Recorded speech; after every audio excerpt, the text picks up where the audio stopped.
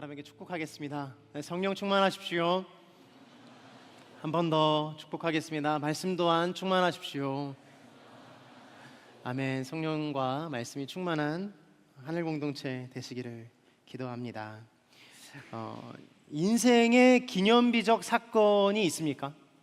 인생을 돌아보면 우리가 짧은 시간을 살아왔지만 많이 살아야 20년, 30년 안팎이지 않습니까? 그 이상 사신 분들 축복합니다. 그래도 그 인생들 가운데 아마도 기억나는 한 가지의 일들이 여러분 가운데 있을 거라고 저는 믿습니다. 하나님과 기억나는 사건들이 있을 수도 있고, 개인적으로 아픔의 시기들을 겪는 사건들, 혹은 어떤 막 이불킥을 할 만한 사건들 또한 있을 수 있다고 생각해요. 생각하면 너무나도 부끄럽고 창피한 시간들이 우리의 인생 가운데 있습니다. 저는 개인적으로 코로나 시기가 참 저의 인생 가운데 중요한 시기였던 것 같아요. 사랑하는 사람들을 잃었고, 아픔의 시간들이었고, 모두가 다 예배를 드릴 수 없었던 충격적인 시간들이죠. 벌써 그게 언제적인지 기억이 나지 않을 정도로 많은 시간들이 흘렀습니다. 그때 많은 사람들은 이렇게 생각했어요. 예배하기 참 힘들다. 신앙생활하는 게 이렇게 어려운 일인지 몰랐다. 그러나 지금 다시 생각해보면 그 힘들고 어려운 시간들을 거쳐오면서 오히려 더 하나님 앞에 기도하고 울면서 예배했던 기억들이 저는 생각이 납니다. 그 기억들이 있기에 지금 이 자리에 우리가 예배하고 있는 줄로 믿습니다.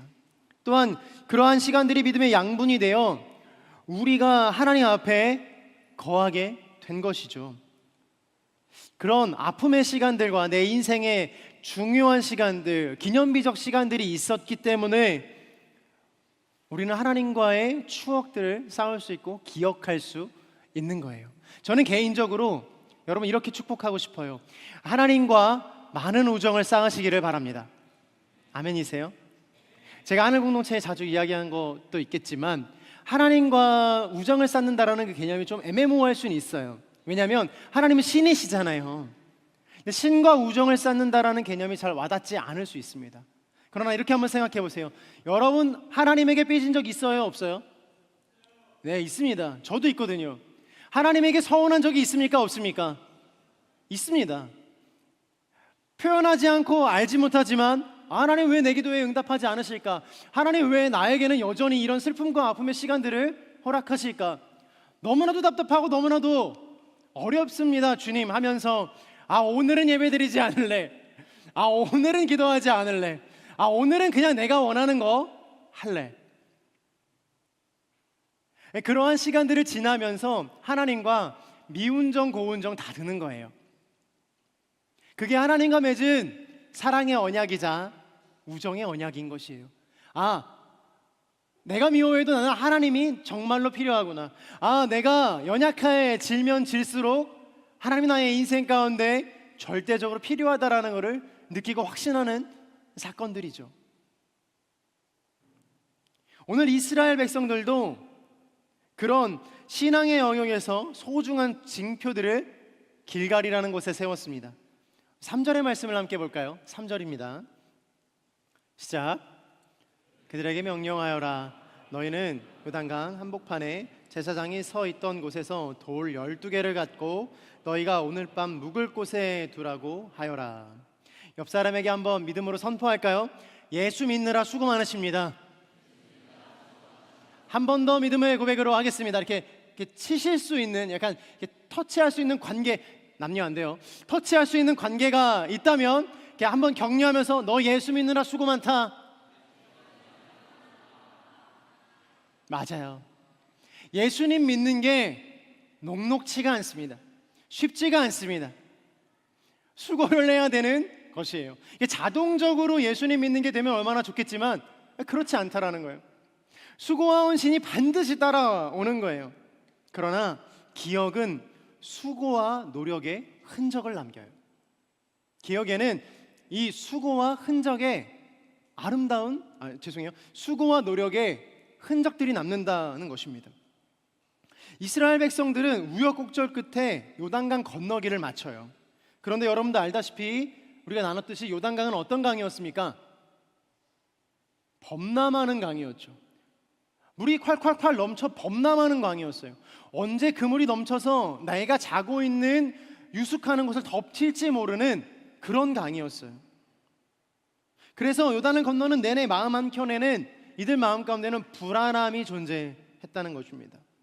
하나님의 은혜와 사랑으로 요단의 강물이 끊기고 마른 땅이 되는 기적을 눈앞에서 보았음에도 불구하고 불안은 여전히 사라지지 않았다라는 거예요.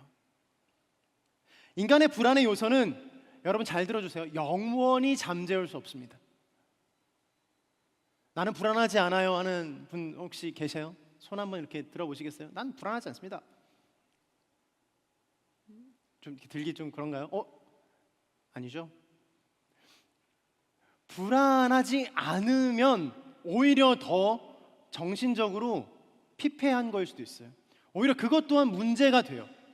그만큼 불안이라는 것은 우리 인간의 영역 속에서, 우리의 감정의 영역 속에서, 우리의 삶의 영역 속에서 떼어놓을 수 없는 것이에요. 여러분 이런 경험 해보시지 않으셨어요? 그러니까 오늘 예배에 은혜를 많이 받았어요. 오늘 예배 너무 은혜 받아가지고 막 눈물도 흘리고 마음도 강건해졌습니다. 아니면 과거에 어떤 그런 역사적인 사건이 있어서 그때의 생각만 하면 내 마음이 너무나도 좋을 때가 있어요. 아니면은 찬양을 하다가 은혜를 주셔서 눈물이 흐르기도 해요. 말씀을 보다가 눈물이 흐르기도 해요. 기도하다가 하나님을 만나기도 해요. 그런데 여러분들이 잠드는 그 순간에 불현듯 찾아오는 걱정과 불안을 경험해 보신 적이 있습니까? 이불을 덮고 누웠는데 그 힘든 사건의 얼굴에 그 주인공이 떠오르는 거예요. 걔 어떡하지? 시험은 어떡하지? 그 직장은 될까? 지금 그 관계가 너무 어려운데. 헤쳐나갈 수 없는 그 영역 속에서 불안감이 엄습해 올 때 잠을 이루지 못한 우리의 모습들이 발견되기도 해요.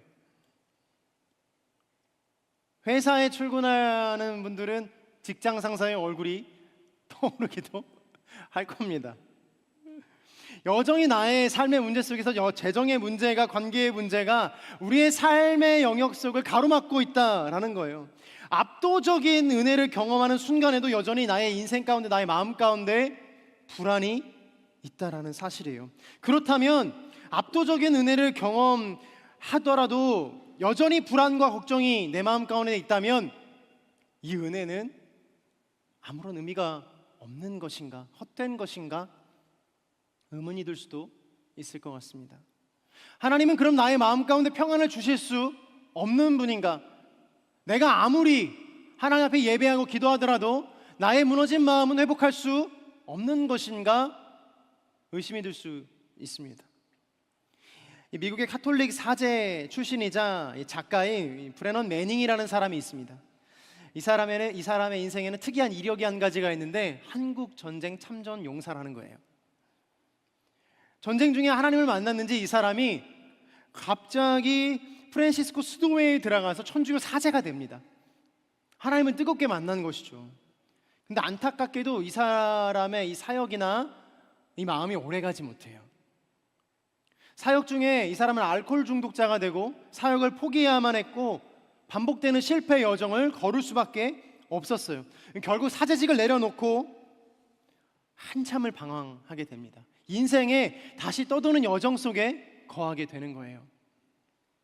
하나님을 뜨겁게 만났지만, 오늘도 은혜를 받았지만, 오늘도 나의 인생이 변할 것이라는 확신이 있었지만, 뒤돌아서면 여전히 나의 인생 가운데 무너짐을 경험하고, 뒤돌아서면 여전히 나의 연약함 앞에 마주하게 되는 것이죠. 불안이 나를 엄습할 때, 그리고 나의 인생의 무게가 나를 짓누를 때, 그때가 찾아온다는 것입니다. 근데 이 사람이요, 하나님의 은혜로 극적으로 회복합니다.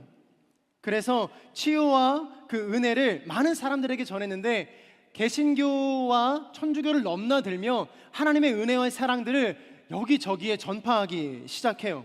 특별히 그의 책, 이 라가머핀 가스펠, 더 라가머핀 가스펠이라는 책이 있어요. 이 라가머핀이라는 뜻은요, 이 낡아버린, 낡은 옷을 걸친이라는 뜻이 있거든요. 그래서 라가머핀 가스펠이라고 하면 낡은 옷을 걸친 복음이라는 뜻이에요. 복음이라는 것이 낡디 낡은 것이에요. 너무나 해진 것이죠. 여기저기에 돌아다니고 여기저기에 누워버렸기 때문에 낡아버린 거예요. 그 책에서 그는 이렇게 이야기합니다. 은혜는 완벽한 내적 평정이 아니라 넘어져도 다시 하나님 품으로 돌아올 용기를 주는 것이다 라는 거예요. 사랑하는 여러분, 특별히 아직 교회에 이렇게 오래 다니지 않은 새신자 여러분들, 그리고 오래 다녔지만 아직 하나님의 은혜나 하나님의 어떤 도우심을 많이 경험하지 못한 분들이 혹시 이곳 가운데 계시다면, 여러분들의 불안이나 여러분들의 이 가슴 아픔이 어쩌면 예수를 믿는 것으로 해결되지 않을 수도 있어요. 충격적인가요? 그럼 괜히 왔나? 마음의 위안을 얻고자 종교가 있는 것 아닌가? No, 그렇지 않습니다. 우리가 믿는 예수님은, 우리가 믿는 교회는, 우리가 거하는, 우리가 함께하는 이 예수 그리스도교는, 개신교는 우리의 마음의 안정과 평안을 위해서 존재하지 않습니다. 어쩌면 평생토록 이 불안과 아픔을 가지고 살아가야 될지도 몰라요. 그는 압도적인 은혜를 경험했지만, 그 압도적인 은혜는 나에게 완전한 평강이나 평안을 주는 것이 아니라 불안함과 끝없는 걱정 속에서 다시 하나님 품으로 돌아갈 수 있는 용기를 주는 것이다 라는 거예요. 은혜는요, 잘 들어주세요, 은혜는요 하나님 품으로 돌아오라라는 사인이에요. 은혜는요, 너가 지금 하나님을 만나서 괜찮다라는 하나님의 사인이 아니라 되려 은혜를 받은 사람이 하나님으로 돌아오라는 하나님의 거룩한 사인인 것이에요. 그러므로 강한 은혜를 받고 큰 은혜를 받으면 받을수록 주님 앞에 나와야 되는 것이에요.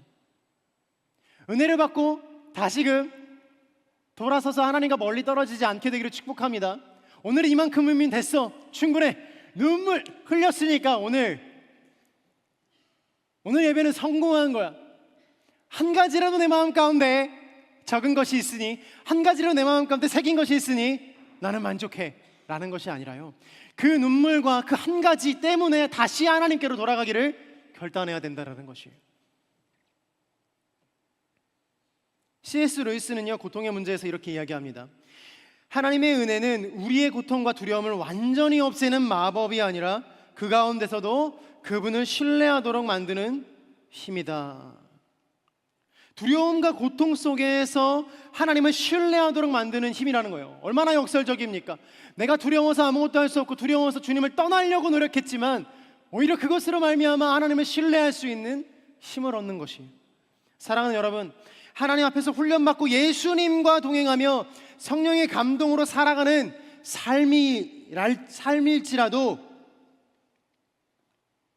그리고 신앙인으로 살아가면서 반복적으로 실패하고 넘어지더라도요, 그 수고와 노력은 우리의 기억 속에 은혜라는 흔적으로 새겨지는 줄로 믿습니다. 그러니까 내가 신앙생활을 열심히 하고 내 하나님 앞에서 훈련받고 신앙인으로 반복적으로 살아가면서도 실패하는 그 여정 속에 있을지라도 우리의 수고와 노력은 그냥 흘러가지 않고 하나님께서 주시는 은혜와 사랑으로 우리의 인생 가운데, 우리의 마음 가운데 거룩하게 새겨진다는 것이에요. 치열하게 살아갔던 기억들은 결코 사라지지 않습니다. 치열하게 믿었던 시간들은 없어지지 않아요. 성경을 보면 요단강 한복판에 있는 돌을 너희가 묵을 장소에 가져다 놓으라고 이야기합니다. 이 성경에서 기록하고 있는 이 돌은 어떤 돌일 것 같으세요? 출제자의 의도를 파악하면 좀 아실 수 있을 것 같은데 어떤 돌일 것 같으세요? 약간 조약돌이나 작은 돌 같으세요? 거기 누구 없어요? 성경에서 이야기하는 그 돌은요, 직경이 40cm나 60cm 이상이 되는 호박돌을 이야기합니다. 왜냐하면 5절의 기록을 보면 이렇게 기록되어 있거든요. 그 돌은 어깨에 짊어져야 할 만큼 무겁고 큰 돌이었다라는 거예요. 드는 것으로 부족해서 지어야 되는 돌의 수준이라는 것이죠. 더욱이 기념으로 세워둬야 하는 돌인 만큼 눈에 잘 떠야 했어요. 결코 작은 돌이 아니라는 거예요. 요세푸스의 기록에 따르면 요단강에서 길갈까지의 거리가 약 9km 정도라고 이야기를 해요. 정확하진 않지만 약 9km 내외라고 이야기합니다. 자, 여러분 생각해 보세요. 직경이 40cm에서 60cm 되는 호박돌을 메고 9km를 걸어야 되는 거예요. 아, 주님, 이게 무슨 소리입니까? 여러분, 신앙을 만약에 생각해 보십시오. 그 9km를 그 돌을 메고 걸었다고 칩시다. 그럼 여러분의 신앙이 더 성장할 것 같으세요? 신앙을 잃어버릴 것 같으세요? 오늘 다 대답 안 하기로 뭐 결단한 거예요? 오늘 무슨 일이 있었어요? 아, 모르기는 몰라도 호박돌을 메고서는 9km를 걸으면 저는 마음이 진짜 좋지 않을 것 같아요. 너무나도 힘들 것 같아요. 더 나아가서 신앙이 막 흔들릴 수도 있을 것 같아요. 몸도 마음도 지치고 혹여라도 넘어져서 다치기라도 하면 이게 하나님의 뜻인가, 이게 하나님의 계획인가 의심할 수 있을 것 같아요. 그런데 주님께서 12명을 뽑아서 그 돌을 옮기라고 하시는 거예요. 사랑하는 12돌들, 돌을 옮기는 사람들인 줄로 믿습니다. 특별히 리더십들도 마찬가지예요. 다락방장님들, 호박돌을 옮기는 하나님의 사람이 될지어다. 순장님들, 주님께서 부르실 때 그 길이 너무나도 멀고 험하고 가기 힘든 길일지라도 주님의 능력과 주님의 은혜로 넉넉하게 그 짐을 짊어지고 다가가게 되기를 주님의 이름으로 축복합니다. 그 길 여정 속에 주님의 은혜와 주님의 사랑이 있다라는 거예요. 기념비적으로 세운 그 역사적인 사건이 단순히 일어나는 것이 아니라 누군가 한 사람이 그 돌을 지고 9km를 갔다라는 것이죠. 사랑하는 여러분, 그 하나님의 콜링과 그 하나님께서 말씀하시는 그 사명을 감당하는 그 여정 속에서 때로는 눈물과 고난이 있습니다. 그러나 결국에는 하나님의 비전들과 하나님의 생각들과 하나님께서 주시는 마음의 소명들은 더욱더 선명해질 것이에요. 신앙의 여정은 반드시 흔적을 남깁니다. 여러분들이 이번 주에 예배를 참석하고 화요성령 집회에 참석하고 새벽 예배에 참석하고 그리고 아울리치를 가고 반드시 인생의 흔적을 남기게 되어 있어요. 그냥 왔다 그냥 돌아가는 시간이 아니라는 거예요. 케냐 아울리치 팀이 지난 토요일에 거지 전도 여행을 다녀왔어요. 근데 되게 제 누구라고 이야기할 수는 없지만 그 이름에 원자가 들어가고 다락방장 섬기는 사람 한 사람이 있는데 그 사람이 이야기를 했어요. 누군지 알려하지 마세요. 하여튼 그 사람이 있는데 그 사람이 이렇게 얘기하는 거예요. 자기는 전도 잘할 줄 알았다. 근데 여전히 다시 생각해보니 전도는 너무나도 어려운 것이었다. 왜 그렇게 이야기했을까요? 왜 그랬어요?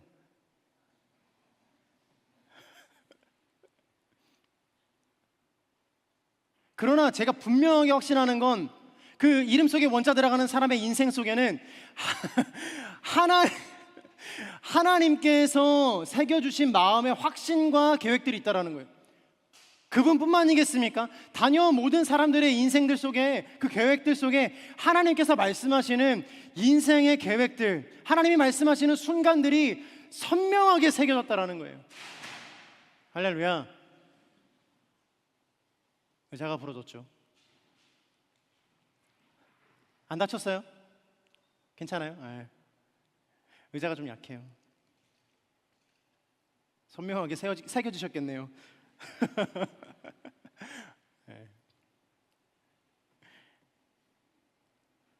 우리의 마음과 기억 속에 흔적이 되어 지워지지 않을 하나님과의 추억들. 제가 가끔 나누는 이야기지만 우리 모태신앙들 여기 계시죠. 그리고 지금부터 열심히 믿는 사람들이 있는가 하면 지금은 대충 믿다가 나중에 좀 잘 믿어볼게 라고 생각하시는 분들도 계실 수도 있을 것 같아요. 두 부류가 있다고 칩시다. 어려서부터, 그러니까 지금 20대 때부터 하나님을 열심히 섬긴 사람과, 그러니까 마지막에 예수 고백하고 주라 시인하고 천국 가는 사람, 이렇게 두 부류가 있다고 칩시다. 그냥 딱 이렇게 이분법적으로, 물론 그렇지 않겠지만 둘 다 어쨌든 천국에 갑니다. 그러면 여러분, 하나님 앞에 딱 섰을 때 그 두 사람의 반응이 어떨지 한번 상상해 보시겠습니까? 가장 큰 차이가 무엇일 것 같으세요? 아마 첫 번째 사람은 오랜 기간 동안 신음하며 열심히 신앙생활을 하고 하나님과 우정을 쌓고 하나님과 함께 했던 사람은 주님께서 버선발로 달려나와서 착하고 충성된 종아, 너 잘했다, 너 너무 수고했다라고 이야기하실 거예요. 그러면서 이렇게 말씀하시지 않겠습니까? 너가 12살에 있었던 그 일을 내가 기억한다.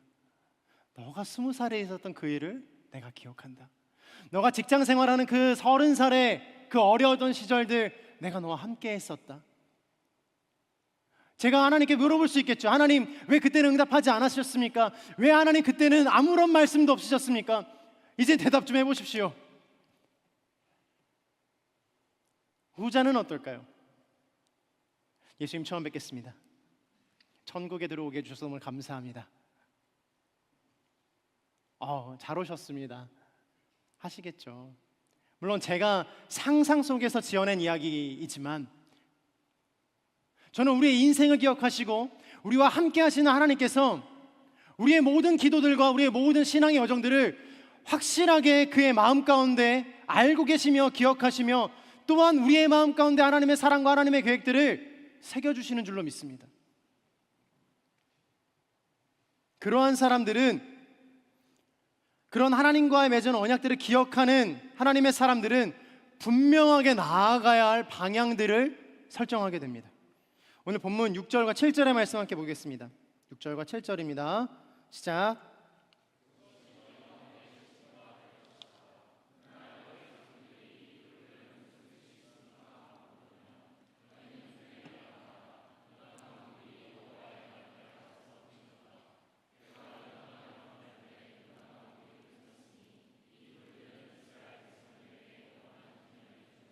아멘. 옆 사람에게 믿음으로 선포해 주시겠어요? 기억은 방향 감각을 갖게 합니다. 아멘. 인류학에서는 이 기억의 물질화라는 개념이 있습니다. 문화 인류학자들은 물건은 단순한 사물이 아니라 기억의 저장소라고 이야기하거든요. 전통을 만들고 세대를 넘어가는 유산을 물건 속에 남기는 거예요. 이것이 고고학적으로나 인류학적으로 너무 보편적인 일입니다. 이러한 측면에서 이 고대 근동의 이 기념비라든지 아니면 메소포타미아 지역의 어떤 비문이라든지 이집트의 비석이라든지 잉카의 석조 건축, 이런 모든 것들은요 걸어온 길을 통해 미래의 방향을 제시하고 설정하며 후손들에게 너희가 나아가야 할 방향을 가르치는 기억 장치라는 거예요. 그러면은 이러한 개념 속에서 제가 질문을 좀 바꿔볼게요. 여러분들은 하나님을 기억할 만한 물건이나 장소가 있습니까? 인류의 역사는 계속해서 무엇인가를 기록하고 무엇인가를 계속 고내어 이렇게 새기며 살아왔습니다. 어떻게 기록되어지는가가 굉장히 중요한 거예요. 그럼 여러분의 신앙의 인생 가운데 하나님을 기억할 만한 물건이나 장소가 있습니까? 저는요, 하나님과 깊은 추억의 장소가 하나 있어요. 어떤 장소냐면 제가 개척 멤버로 있었던 한 개척 교회예요. 벌써 한 30년 된 교회인데 경기도 시흥이라는 지역에 있어요. 거기에서 이렇게 플라스틱 판넬로 이제 개척을 시작했던 한 목사님 밑에서 저희 가정이 개척 멤버로 그 교회에 신앙생활을 시작했습니다. 거기에 제가 한 6살쯤 됐을까요? 7살쯤 됐을까요? 한 기억이 있는데 여기 저기 맨 끝에 태우 앉아 있는 데쯤 제가 이렇게 앉았어요. 성도님들 이렇게 많지는 않았지만 어쨌든 이렇게 앉아 있는데 저 뒤에서 진짜 누구보다 크게 찬양을 불렀어요. 정말 크게 찬양을 불렀어요. 오늘 뭐 찬양에 보면은 아름답고 크게 잘 부른 것도 아니에요. 주님의 선하심 막 이렇게 불렀어요. 음정 박자도 정확하지 않고 내가 빌런이었어요. 막 아시죠? 누가 저렇게 불러? 누구 아들인데? 다 쳐다보고 엄마 아빠 얼굴 시뻘개지고 막 그런 기억이 있거든요. 근데 감사한 건 아무도 저에게 뭐라고 한 분이 없었어요. 그리고 조금 더 성장했을 때 중학교에 갔을 때는 제가 그 교회에 화장실 청소를 그렇게 열심히 했어요. 왜인 줄 아세요? 여름에 물장난 치고 싶어가지고 깨끗한 화장실에 들어가서 또 깨끗하게 만드는 거예요. 그것 또한 누구도 뭐라 하신 분이 없었어요. 그리고 잠옷실에서 잠을 자고 찬양이 하고 싶은 날에는요, 본당에 올라가서 그때 당시에 찬양집이 있었어요. 그 교회마다 자주 부르는 찬양집을 만들었었거든요. 그 찬양집을 딱 펼쳐서 1번부터 100번까지 아는 찬양들을 다 불렀어요. 안 믿으시나 봐요. 근데 그랬어요. 뭐 보여줄 수 없으니까. 근데 그걸 다 부르면 1시간에서 1시간 반 정도 소요되거든요. 반복하는 횟수에 따라 달라요. 그래서 그걸 다 부르고 난 그 기억들이 나요. 그리고 집에 돌아오곤 했어요. 저는요, 마음이 어렵고 힘들고 내 나아갈 방향들이 확실하지 않을 때 그곳에 갑니다. 그리고 가서 그 공간에 올라가서 그 예배당에 올라가서 다시 무릎 꿇고 기도해요. 여기서 만나주셨던 주님, 오늘 제가 오늘도 주님 앞에 서 있습니다. 주님 함께하여 달라고, 주님 말씀하여 달라고 다시 기도해요. 사랑하는 여러분, 저는 사랑하는 이 하늘 공동체의 성도님 모두가 이 공간에서 예배드린 이 자리가 영적인 기념비와 같은 공간이 되기를 주님의 이름으로 축복합니다. 그냥 있는 공간이 아닌 거예요. 여러분이 하나님을 만나는 영적인 기념비를 세우는 공간이 되어야 되는 거예요. 더 나아가서 여러분들의 개인적인 공간이, 그 공간이 나 혼자 있기 때문에 아픔과 슬픔을 묵상하는 공간이 아니라, 죄에 빠지는 공간이 아니라 오히려 하나님을 깊이 묵상하고 그 공간 안에 하나님의 처소를 세워 하나님의 영적인 기념비적인 공간이 되어서 그 공간에서 내가 기도하면 하나님을 만나고, 나의 마음 가운데 아픔과 슬픔이 그 공간 안에 들어갈 때, 예배의 문턱을 넘어 들어오기 시작할 때 나의 인생 가운데 역사하시는 하나님을 발견하는 은혜가 오늘 여기서 예배하는 저와 여러분 가운데 있게 되기를 주님의 이름으로 축복합니다. 더 나아가서 우리의 마음을 주님께서 그러한 성소로 사용하신다고 말씀하셨어요. 내가 그러한 공간이 되는 거예요. 그러면 나를 만나는 사람들마다 하나님을 느낄 수밖에 없는 거예요. 하나님 만날 수밖에 없는 거예요. 나와 이야기 나누는 사람들마다 하나님의 사랑을 느낄 수밖에 없는 거예요. 왜? 내 안에 계신 하나님께서 영적인 기념비로 세워주신 마음이 있기 때문이죠. 선포합니다. 여러분들의 무너진 삶의 현장 속에서 주님께서 영적인 기념비를 세워주시기를 주님의 이름으로 축복합니다. 여러분의 가정 가운데 하나님께서 영적인 기념비를 세워주시기를 주님의 이름으로 축복합니다. 나의 무너진 마음 가운데, 나의 연약한 육신 가운데 도저히 나아갈 수 없는 그 환경 속에서 주님의 기념비를 세워 하나님의 사람으로 거듭나게 될 지어다. 사랑하는 여러분, 우리 모두는 지금부터 하나님 앞에 바로 서 영적인 기념비를 세워야 됩니다. 그리고 또 한 가지는요, 믿음의 유산을 후손들에게 남겨야 된다는 것이에요. 오늘 본문에서 이렇게 질문한다고 이야기를 해요. 이 돌들은 무슨 뜻입니까? 라는 질문을 받게 될 것이다 라고 이야기해요. 그러니까 세월이 지난 후에 길갈의 큰 돌들, 야 이거 누가 옮겼어? 이 큰 거 도대체 누가 옮긴 거래? 근데 이거 여기 왜 있는데? 뭔데? 뭔데? 뭐 거기도 이렇게 있을 거 아니에요. 물어본다라는 거예요. 그때 현타가 좀 오는 것 같은데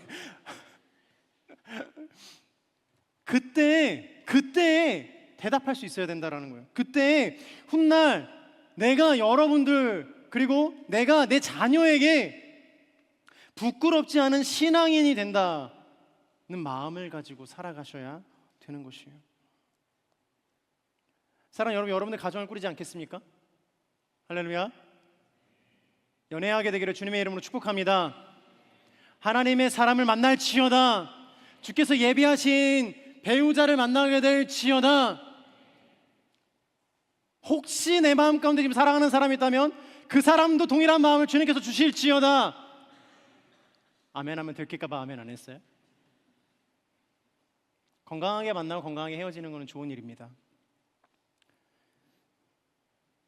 그런데 내가 건강한 가정을 세우고 건강한 연애를 하고 더 나아가서 자녀를 낳고 내가 장성한 어른이 되었을 때 내가 우리 가정 가운데 무엇을 물려주겠냐라는 거예요. 좋은 집과 재산, 가지고 있는 많은 것들이 있을 수 있겠지만 무엇보다도 내가 하나님을 향해 품었던 뜨거운 가슴을 물려주셔야 된다는 거예요. 그때 가면 뜨거워질 것 같으세요? 절대 아닙니다.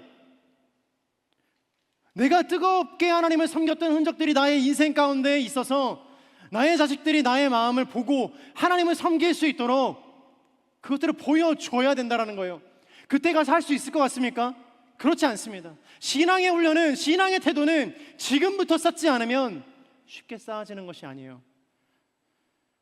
제가 책 한 권을 아직도 잊지 않고 기억하는 것 중에 한 권이 있어요. 그 뭔지 아세요? 제가 책 제목 정확하게 기억하는데 설교는 쉽게 늘지 않는다예요. 그 책을 보는 순간 마음에 낙담이 툭. 아니 믿음의 선배가 쓴 책인데 설교는 쉽게 늘지 않아요. 물론 그 책의 내용은 어떻게 하면 뭐 늘겠다 뭐 이런 이야기들이 있겠죠. 근데 그 워딩 자체가 너무나도 무거운 거예요. 사랑하는 여러분, 신앙도 마찬가지입니다.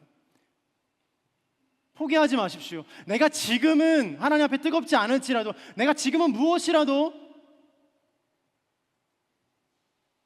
할 마음이 생기지 않을지라도 조금씩 주님 앞에서 내 마음을 내비치고 내어놓으면 주님께서 그 마음을 만져가시면서 점점 알고 가실 거예요. 저는요, 하늘 공동체가 하나님 앞에 더욱더 뜨거운 공동체, 하나님을 만나는 공동체, 하나님 앞에 헌신하는 공동체가 되시기를 주님의 이름으로 축원합니다. 청년의 때 하나님 앞에 무엇을 내어드릴까는 굉장히 중요합니다. 인생 가운데 때 묻은 성경이 있고 빛바랜 십자가가 있어서 그것들을 내어줄 수 있는 하나님의 사람이 되는 것. 사랑하는 여러분, 제가 여러분들 가정 가운데 그 가정 예배라든지 어떤 신앙을 회복하는 작은 팁을 하나 드려도 될까요? 그러니까 일단은 여러분들이 수고를 좀 해야 되는데 매일매일 기회가 될 때마다 아빠가 TV 보고 있을 때 그 앞에서 기도하는 거예요. 사랑하는 주님, 오늘도 우리 가정을 축복해 주셔서 감사합니다. 하나님의 가정인 줄로 믿습니다. 이러면서 그 앞에서 진지하게 기도하는 거예요.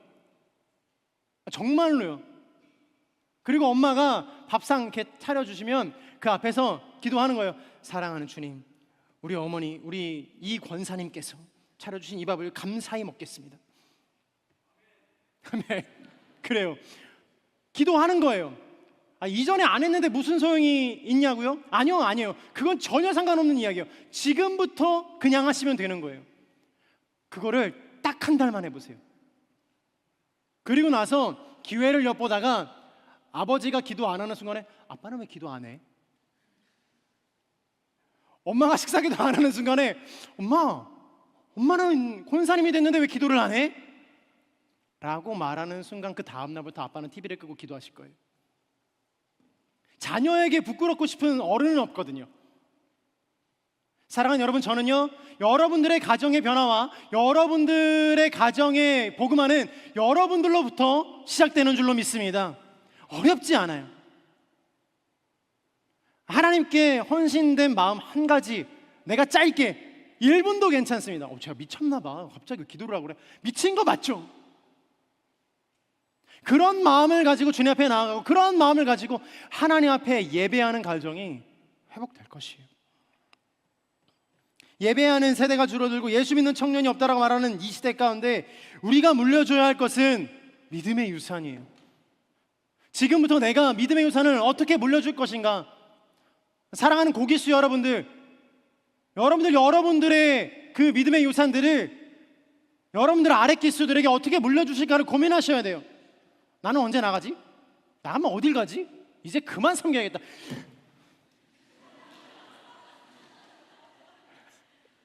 걸려요, 하여튼간. 어떻게 하면 내가 믿는 하나님을, 어떻게 하면 내가 사랑하는 하나님을 나의 믿음의 후배들에게, 나의 믿음의 사람들에게 전해줄 수 있을까? 어떻게 하면 이 청년이, 어떻게 하면 이 사람이, 어떻게 하면 이 순장이, 어떻게 하면 처음 섬기는 저 순장이 하나님 안에서 행복하게 섬길 수 있을까? 고민하셔야 되는 거예요. 오늘 제가 너무나도 흥분을 한 것 같아요. 그런 하나님과의 추억과 기억을 통해, 믿음의 유산들을 통해 과거로부터 미래를 향한 하나님의 방향성을 확인할 수 있어요.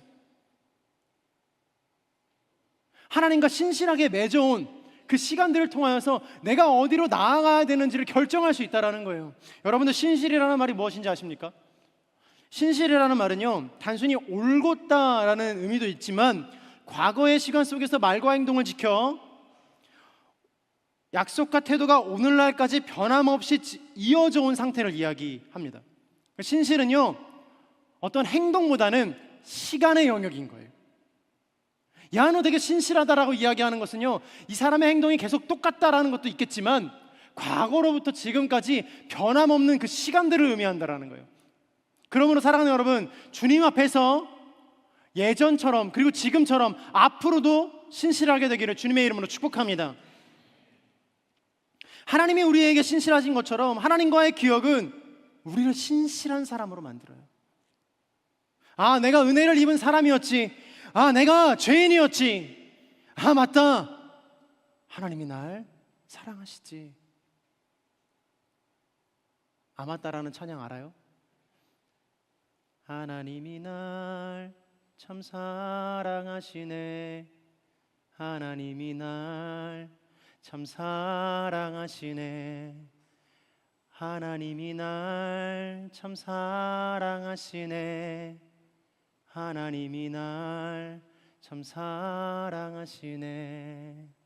세월에 묻혀 또 현실에 갇혀 잊고 살다가도, 그냥 살다가도 어느 날 문득 생각해보면 하나님이 날 참 사랑하시네. 이런 찬양이 있어요. 중간에 위기가 있었지만 어쨌든 우리는 하나님께서 주신 은혜를 기억함으로써, 아, 내가 하나님의 사람이었구나, 과거에 있었던 하나님과 맺은 언약들과 기억들과 그 추억들로 말미암아 내가 어떠한 사람인지, 내가 어떠한 위치에 있었는지 다시금 생각하게 된다는 것이에요. 사랑하는 여러분, 하나님이 주신 은혜를 기억함으로써 인생의 방향을 결정하는 하나님의 사람이 될 줄로 믿습니다. 기억은 방향 감각을 잃지 않게 해요. 내가 어디로부터 왔고 어디로부터 가는지.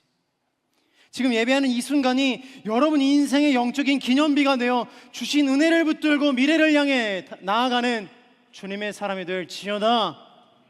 마지막으로 한번 살펴볼 말씀은 9절의 말씀입니다. 시작.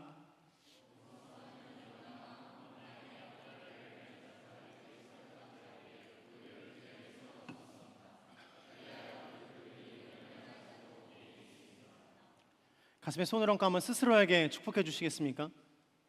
기억의 가장 큰 축복은 모든 것이 은혜로 여겨지는 것입니다.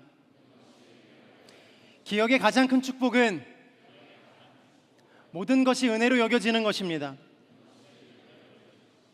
그래요. 기억은 하나님의 은혜가 우리의 삶에 새겨지는 도구입니다. 이 만각의 은혜가 있어요. 잃어버림의 은혜, 잊어버리는 은혜죠. 참 감사합니다. 이거 없으면 못 살아요. 잊어야 살 수 있는 것들이 있어요. 행복한 추억이나 행복한 기억만 우리의 삶에 존재하는 것이 아니기 때문에 그렇죠. 잊기 힘든 과거의 일들이나 누구에게도 말하지 못하는 가슴 아픈 상처들은 감사하게도 이 시기를 지나면서 시간이야 오래 걸리겠지만 희미해져 가요. 사라집니다. 하나님과 12명의 사람들이 기념비를 세운 그 길갈이라는 곳, 아픔과 슬픔이 있었던 그 길갈이라는 곳에 굳이 9kg를 떨어뜨려서 주님께서 거기 세우신 이유는 길갈이 이런 뜻을 가지고 있기 때문이에요. 5장 9절의 말씀을 함께 보겠습니다. 시작. 그때 여호와께서 여호수아에게 말씀하셨습니다. 오늘 내가 너희에게서 이집트의 수치를 굴려 버렸다. 그리하여 그곳 이름이 오늘날까지 길갈이라 불리게 됐습니다. 길갈은요, 수치가 물러갔다라는 의미예요. 사랑하는 여러분, 하나님이 기억하지 못하는 기도는 없거든요. 나의 고통 중에서 예수님이 야 너 그거 별거 아니야, 너 왜 그런 거 가지고 기도하니, 너 뭐 그런 걸 가지고 힘들어해, 지금 그거 힘들어할 때가 아니잖아 라고 말씀하시는 것은 없다라는 거예요. 우리의 아픔과 슬픔과 시편에는 주님께서 우리의 눈물을 눈물병에 담아주신다라고 이야기하거든요. 하나님이 별것 아닌 기도라는 그런 것은 없다고 말씀하세요. 자식의 발바닥에 상처가 난 것을 대수롭게 여기는 부모는 없어요. 차라리 내 발바닥이 아팠으면 좋겠고 차라리 내 발이 아프다고 이야기하는 게 부모의 마음인 거예요. 주님께서는 우리의 마음을 돌보세요. 우리의 마음의 수치를 본인의 수치로 여기세요. 길갈은요, 이스라엘 백성이 지금까지 걸어온 길을 되돌아보게 하시고 하나님을 기억한 장소, 그래서 나의 상처가, 나의 수치가 물러간 곳이 되는 것이에요. 비록 내가 호박돌을 들고 그 무거운 돌을 들고 감당할 수 없는 돌을 들고 9kg가 되는 말도 안 되는 거리를 걸어갔지만, 쓰러지고 낭망하여 다시 일어나는 것을 결정하여 걸어가도 끝이 없는 그 길을 걸어갔지만, 거기까지 가야 되는 이유는 그곳이 주님께서 우리의 인생 가운데 수치를 멀리 하실 곳이기 때문에 그렇습니다.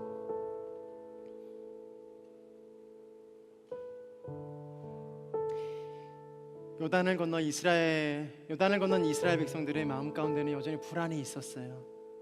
하나님을 향한 어떤 거룩한 외침과 신실한 믿음 또한 있었지만 여전히 여리고성은 정복의 대상이었고 갈 길은 너무나도 멀었습니다. 해야 할 것들도 많고 헌신해야 될 것도 많았어요.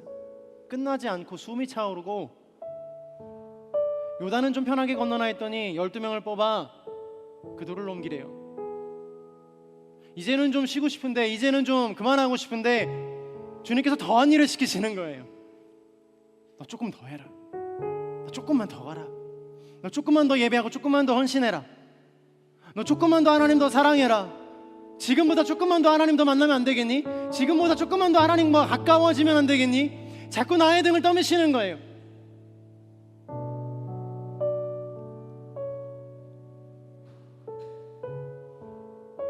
이스라엘 백성들은 출애굽 시절부터 여전히 범죄하고 돌아오기를 반복하고 있었고 그들 마음 가운데는 의심이 사라지지 않았어요. 그러나 하나님께서는요, 길갈에 영원한 기념비를 세워주셨습니다. 그들이 가장 힘들어하고 아파하고 의심 많았던 그 요단에 주님과 맺은 언약이 선 것이에요. 그러므로 길갈은 회심의 순간의 상징인 것이죠.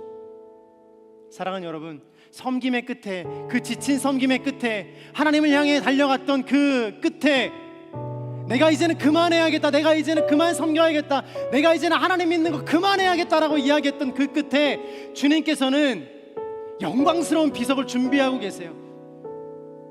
수고했다, 여기까지 그거 메고 오느라 수고했다 말씀하시는 거예요. 그리고 그곳에서 우리는 무엇을 해요? 다시 회심을 해요. 주님, 내가 잘못했습니다. 주님, 내가 조금만 더 힘내보겠습니다. 주님, 내가 이제는 다시 걸어가 보겠습니다. 회심하는 거예요. 나의 수치가 있을지라도, 나의 아픔이 있을지라도, 무너진 나의 인생일지라도 주님께서 영적인 기념비를 내 앞에 두시며 세우시며 그곳에서 하나님을 너가 만났다라고 확인하고 확증해 주시는 것이죠. 사랑하는 여러분, 여러분들이 쓰러져 있는 그곳에 주님께서 주님의 아름다운 기념비를 세워주실 줄로 믿습니다. 무너져 있는 모든 시간의 역사 속에서 하나님께서 그 현장에 주님의 기념비를 세워주실 줄로 믿습니다. 주님은 예비하고 계세요. 거룩한 나의 아들아 딸아, 길갈로 나아오라. 그곳에 내가 너와 세운 언약의 기념비를 세우겠다.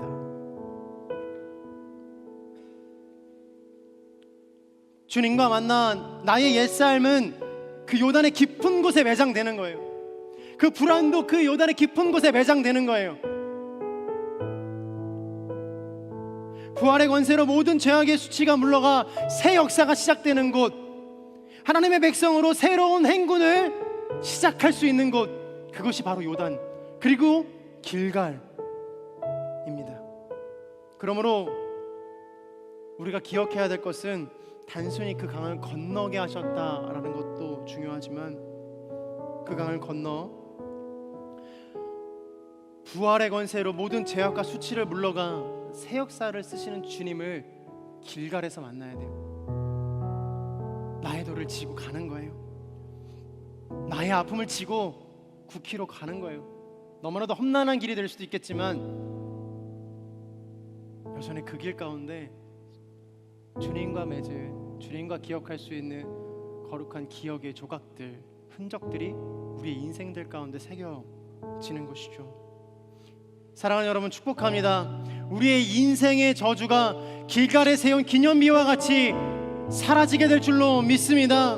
우리의 인생의 상처가 길갈에 세운 기념비와 같이 사라지게 될 줄로 믿습니다. 길갈에서부터 이스라엘 역사가 가나안의 땅을 중심으로 새롭게 쓰여졌듯 그리스도의 죽으심과 부활하신 그 자리에서 성도의 삶은 새롭게 되는 것입니다. 길갈은 수치를 넘어 새롭게 되는 곳, 무너짐을 넘어 새롭게 되는 곳, 무너진 인생 가운데 나의 마음 가운데 작은 흔적을 남기셔서 내가 너와 함께하였다라고 말씀해 주시는 그 흔적. 특별히 몸이 아픈 사람들 축복합니다. 육체의 가시가 신앙의 가시가 되지 않기를 축복합니다. 사도 바울이 그랬던 것처럼 그가 자신의 병을 고쳐달라고 3번을 주님 앞에서 헌신하며 기도했던데 너의 은혜가 내게 족하다라고 말씀하시면서 주님의 은혜를 충만하게 부어주셨던 것은 그 육체의 아픔과 가시가 하나님의 흔적이기 때문입니다. 하나님이 역사하셨던 살아있는 증거이기 때문입니다. 나의 마음에 무너진 영역 속에서 고치지 못할 것 같고 돌아오지 못할 것 같은 그 아픔의 시절들과 역사 속에서 여전히 신음하는 하나님의 사람들이요, 그곳이 바로 하나님의 역사적인 기념비가 세워지는 놀라운 마음의 성소인 줄로 믿습니다. 사랑하는 여러분, 그러므로 하나님과의 맺은 기억을 소중히 여기십시오. 기억은 수고와 노력의 흔적이고 방향을 잃지 않게 하는 하나님의 나침반이며 은혜를 남기는 하나님의 수단이에요. 때로는 아픈 기억조차도 주님께서 바꾸셔서 우리의 믿음을 견고하게 하는 기념비로 세우세요. 이것이 바로 기억은 영혼의 궁전이라는 고백의 이유인 것이에요. 기억 속에 하나님의 것들로 가득해서 기억 속으로 들어가기만 하면 하나님이 나와 함께 하셨지, 그곳에 계신 하나님을 다시 만나며 하나님 앞에 나아갈 수 있는 하나님의 사람들. 기억은 영혼의 창고라고 이야기합니다. 그 안에 은혜의 보물들이 쌓여있기 때문이에요. 사랑하는 여러분, 예수님과 인생의 여정에서 많은 추억을 쌓게 되기를 주님의 이름으로 축원합니다. 예수님과 깊은 우정을 나누게 되기를 주님의 이름으로 축복합니다. 예수님과 깊은 사랑의 관계로 나아가게 되기를 주님의 이름으로 축복합니다. 그리고 그 기억들은요, 우리의 기억 속에서 우리가 하나님 나라를 갈 때까지, 우리가 천국에 당도할 때까지 아름다운 하나님의 흔적으로 남아있을 거예요. 할렐루야. 그것이 길갈에 세운 12돌입니다. 수치를 물러가게 하시고 주님의 기업들을 세운 그곳, 결국에는 나의 인생의 기념비에 끝까지 주와 동행한 사람, 마음의 기억 속에 주님의 이야기로 가득 찬 궁전을 세운 하나님의 사람들 되시기를 주님의 이름으로 축복합니다. 스스로의 마음에 손을 얹고 한 번간 축복할까요? 하나님, 나의 인생의 모든 것은 은혜였습니다. 나의 기억 속에 주님이 계심을 믿습니다. 주님, 나의 기억 속에서 주님을 발견하는 은혜가 있게 하여 주옵소서. 나는 은혜 받은 사람입니다. 나는 성령 받은 사람입니다. 나는 예수님 사랑하는 사람입니다. 함께 찬양하며 기도하겠습니다.